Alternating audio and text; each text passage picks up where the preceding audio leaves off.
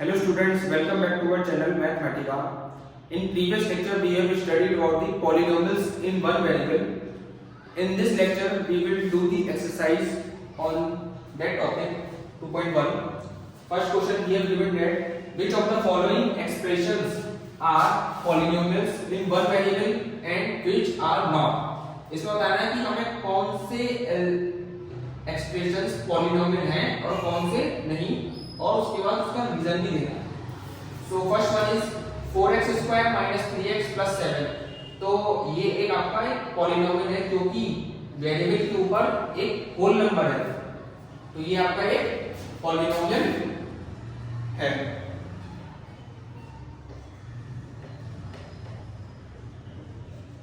Next one is y² + √2. तो ये भी आपका एक पॉलिनोमियल है क्योंकि इसमें वेरिएबल के ऊपर होल नंबर आपको दे रखा है, इसलिए ये भी एक पॉलिनोमियल है.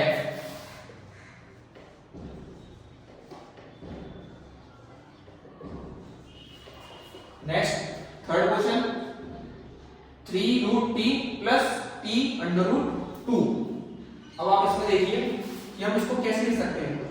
3t⁻1/2 + t√2. तो अब आप इसमें देखेंगे कि t के जो ऊपर पावर है वो 1/2 है जो कि होल नंबर नहीं है, तो ये आपका ये पॉलिनोमियल नहीं हुआ, नॉट अ पॉलिनोमियल.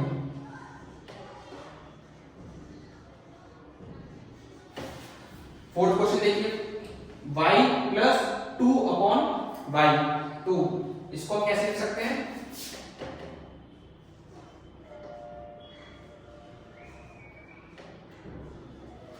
आप इसमें देखिए y के ऊपर -1 है जो कि होल नंबर नहीं है, तो ये भी पॉलिनोमियल नहीं है, not a polynomial. Fifth question x⁻10 y⁻³ t⁻50. ये पॉलिनोमियल तो है लेकिन पॉलिनोमियल इन वन वेरिएबल नहीं है. इसमें आपसे क्वेश्चन में क्या पूछेगा, which of the following expressions are polynomials in one variable. हमें बस ये बताना है कि कौन से expressions polynomial in one variable है. इसमें मल्टीपल वेरिएबल्स हैं इसलिए ये पॉलिनोमियल इन वन वेरिएबल नहीं है, not a polynomial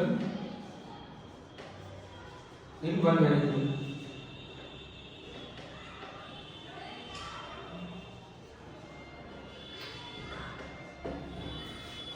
next question हमें दे रखा है कि right the coefficient of x² in each of the following.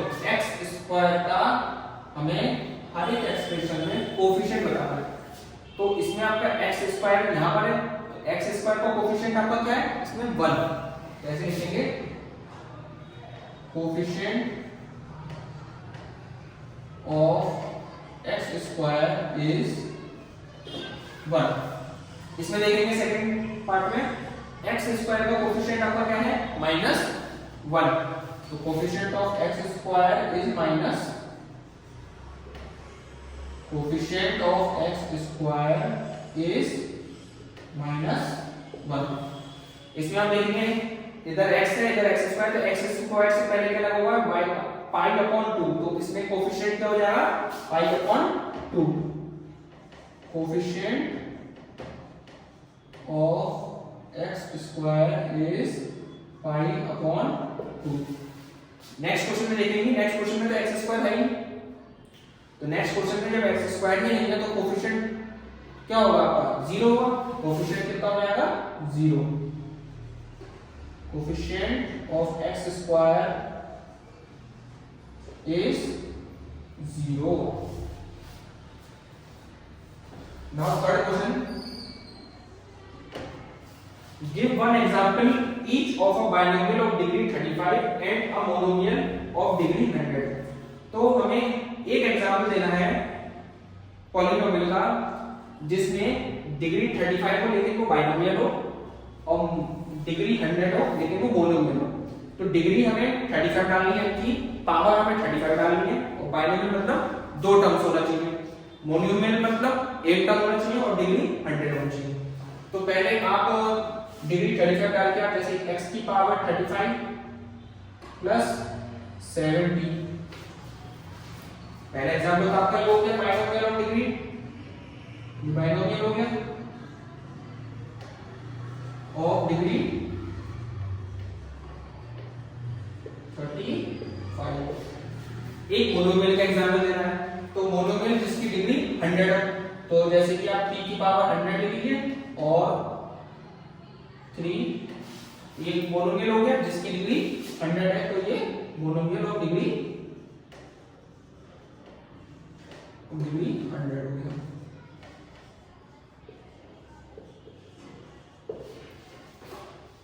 In the next question we have to find out write the degree of each of the following polynomials। तो हमें इन polynomials की degree find out करनी है। तो first polynomial में हमने क्या दे रखा है 5x³ + 4x² + 7x। तो ये पॉलिनोमियल इन वन वेरिएबल है और डिग्री का डिफाइन होती है the highest power of the variable in the polynomial. तो इसमें वेरिएबल आपका x है और उसकी हाईएस्ट पावर आपको कितनी दे रखी है 3, तो डिग्री इसकी क्या हो जाएगी 3।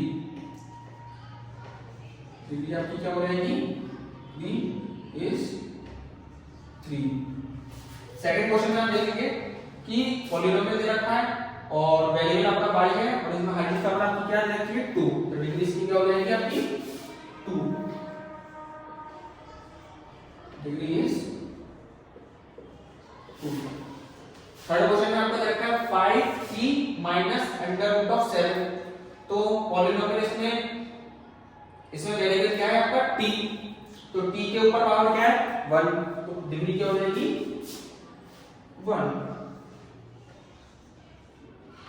Degree is 1।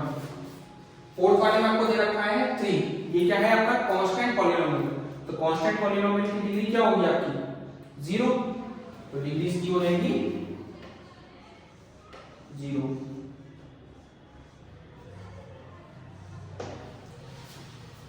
Fifth question, last question. Classify the following as linear, quadratic and cubic polynomials। तो linear, quadratic और cubic polynomials मतलब जिसकी डिग्री 1 होगी उसे कहेंगे linear, जिसकी डिग्री 2 होगी उसे कहेंगे quadratic, जिसकी डिग्री 3 होगी उसे कहेंगे cubic। तो फर्स्ट क्वेश्चन में आपको क्या दे रखा है x² + x। तो इसकी आपकी डिग्री क्या है, इस x² + x की डिग्री 2 है, तो 2 का मतलब क्वाड्रेटिक हो गया, ये आपका क्या हो गया क्वाड्रेटिक।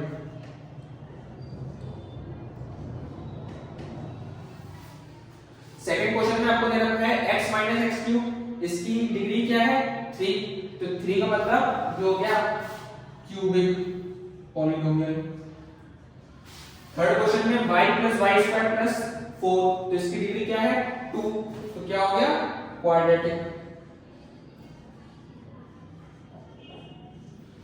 फोर्थ क्वेश्चन में 1 + x, इसकी डिग्री क्या है 1, तो इसका क्या हो जाएगा लीनियर।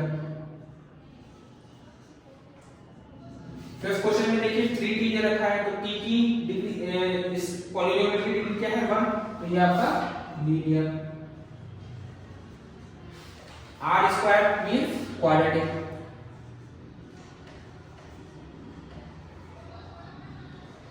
7x³ मतलब क्यूबिक, इसकी डिग्री इसमें 3 है, तो ये क्यूब हो गया। Thank you.